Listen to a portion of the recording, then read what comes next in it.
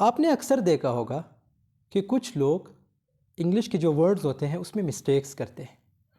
For example हमारे पास 4 ऐसे words हैं, और भी बहुत सारे होंगे, लेकिन मैं यहाँ पे कुछ एग्जांपल्स देता हूँ। There, THEIR, THERE। अब दोनों की प्रोनाउंसिएशन सेम है, लेकिन इसको हमने कहाँ पे यूज़ करना है ये बहुत ही कम लोगों को पता होता है। इसी तरह इट्स दोनों की प्रोनाउंसिएशन सेम है, लेकिन हम में से बहुत से ऐसे लोग हैं जिनको पता नहीं होता कि कब हमने पोजीशन शो करनी होती है। तो आज की वीडियो इसी से रिलेटेड है कि हम कैसे जो स्पेलिंग मिस्टेक्स है इंग्लिश ग्रामर में उसको ओवरकम कर सकते हैं। मतलब हम कहाँ पे कौन से वर्ड्स को यूज़ कर सकते हैं। My name is Abdul Rahman. आप मेरे यूट्यूब चैनल देख रहे हैं इंग्लिश विद AR कॉमरेड। अगर आप इस चैनल पे नए हैं तो चैनल को ज़रूर सब्सक्राइब कीजिएगा। मैं डेली इसी तरह वीडियोस अपलोड करता रहता हूँ। सो बढ़ते हैं अपने टॉपिक की तरफ कि हम कैसे ये जो मिस्टेक्स होते हैं इंग्लिश ग्रामर में या जो इंग्लिश के वर्ड्स होते हैं इसको कंट्रोल कर सकते हैं, ओवरकम कर सकते हैं। Introduction. Welcome to the presentation on mastering English grammar, unveiling common spelling mistakes with illustrative examples. तो इसमें हम कुछ एग्जाम्पल्स डिस्कस करेंगे ताकि आप लोगों को ईजिली समझ आ सके। This presentation aims to provide a professional insight into the most common spelling mistakes in English grammar. तो इसमें हम बहुत सारे ऐसे वर्ड्स देखेंगे, बहुत सारे ऐसे मेथड्स डिस्कस करेंगे जिसमें हम ये मिस्टेक्स कमिट करते हैं और उसको हम कैसे ओवरकम करते हैं ये फिर हम नेक्स्ट स्लाइड्स में डिस्कस करेंगे।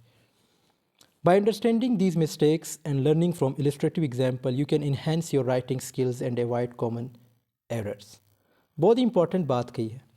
अगर आप इन्हीं मिस्टेक्स को ओवरकम करते हो तो आपकी राइटिंग स्टाइल इंप्रूव हो जाती है।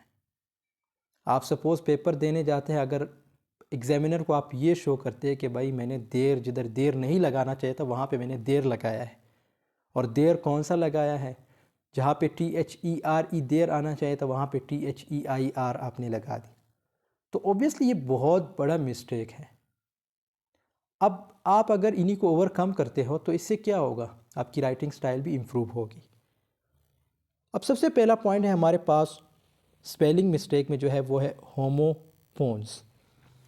होमो का क्या मतलब है? Homo means same, PHONES। Phones means like sound. Homo यानी same sound. Homophones are words that sound alike।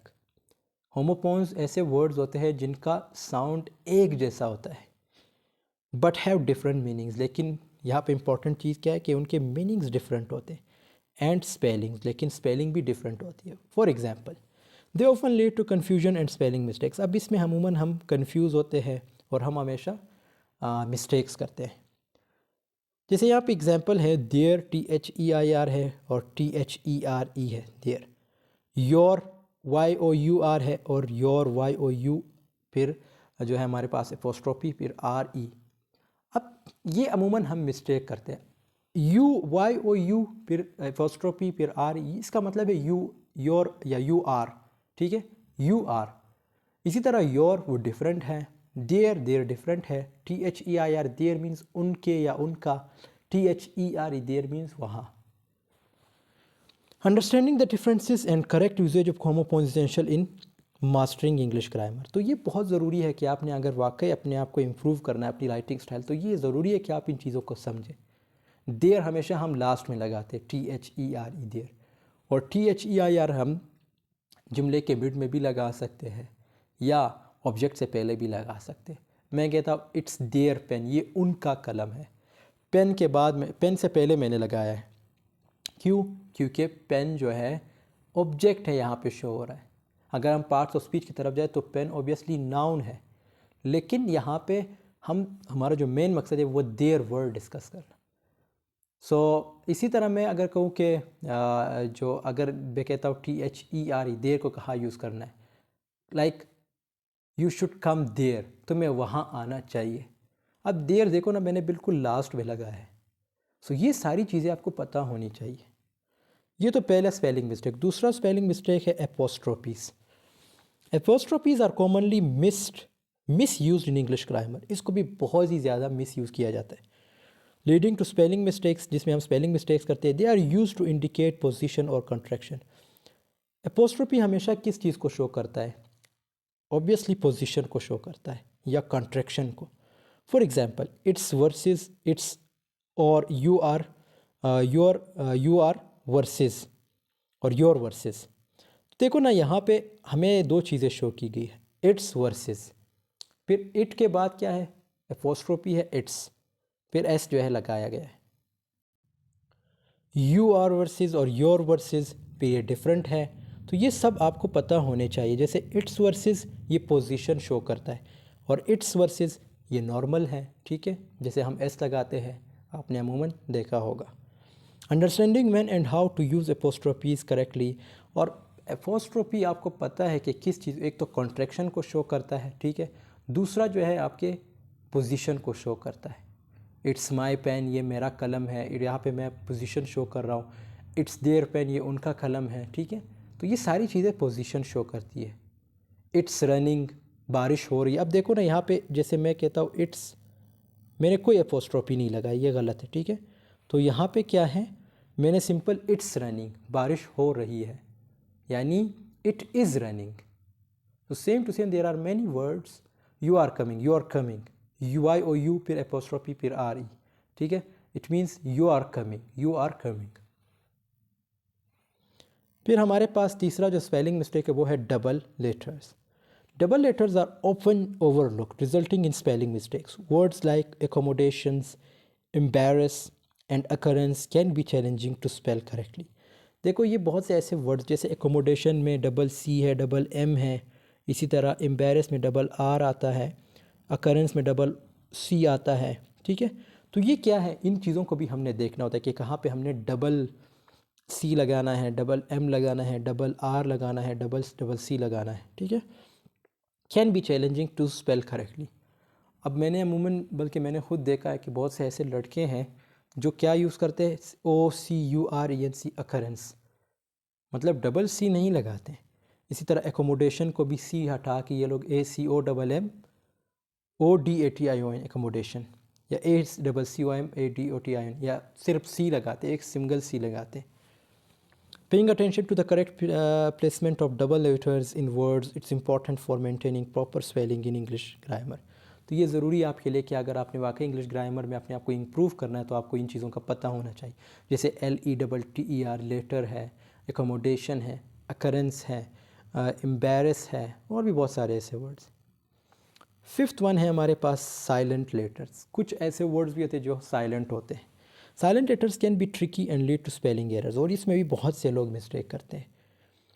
Words like night, मैंने बहुत से ऐसे लड़के देखे जो कहते हैं खनाइट, के नहीं प्रोनाउंस होता, यहाँ पे सिर्फ आपने डायरेक्ट एन प्रोनाउंस करना है, नाइट। नो आपने पढ़ा है ना, KNOW, नो, ठीक है। आई नो हिम, मैं उसे जानता हूँ, सो वहाँ पे आप ये नहीं कह सकते आई नो हिम, गलत होगा। साइकोलॉजी, पी जो है प्रोनाउंस नहीं होता, ठीक है। इसी तरह ये जो दूसरा वर्ड है रिसिप्ट, हैव साइलेंट लेटर्स, तो इसमें भी जैसे पी है वो साइलेंट है, रेसिट, सॉरी ये रेसिट होता है, ठीक है, पी साइलेंट होता है। दैट आर ओपन मिस्ड, तो ये अमूमन मिस होते हैं। Recognising and remembering the presence of silent letters in words is essential for accurate spelling in English grammar. Irregular spellings, कुछ इरेगुलर स्पेलिंग्स भी होते हैं। English has many irregular spell words. For example, receive, I before E except after C. जैसे receive, received, received, तो आपको ये पता होना चाहिए कि रिसीव को हमने किस तरह प्रोनाउंस करना है। जैसे आई बिफोर ई, यानी आई जो है हमने पहले प्रोनाउंस करना है, ई से पहले प्रोनाउंस करना है आई को, ठीक है। रिसीव, देखो आप ख़ुद अगर इसको प्रोनाउंस करें तो आपको बेहतर समझ आएगी, आपने सिर्फ इस ट्रिक को समझना है। Learn common exceptions and irregular spellings, तो ये आप लोगों ने सीखना है। उसके बाद है हाउ टू ओवरकम देम, ये कुछ डिटेल है, इसको अभी हम वन बाय वन डिस्कस करते हैं, जिसमें proofread your writing carefully, use spell check tools, read extensively in English, memorise commonly misspelled words, seek feedback from native English speakers, remember practice makes perfect. ठीक है। अब practice में क्या आता है? Regularly practice spelling by mistake, by writing, typing और using spelling apps.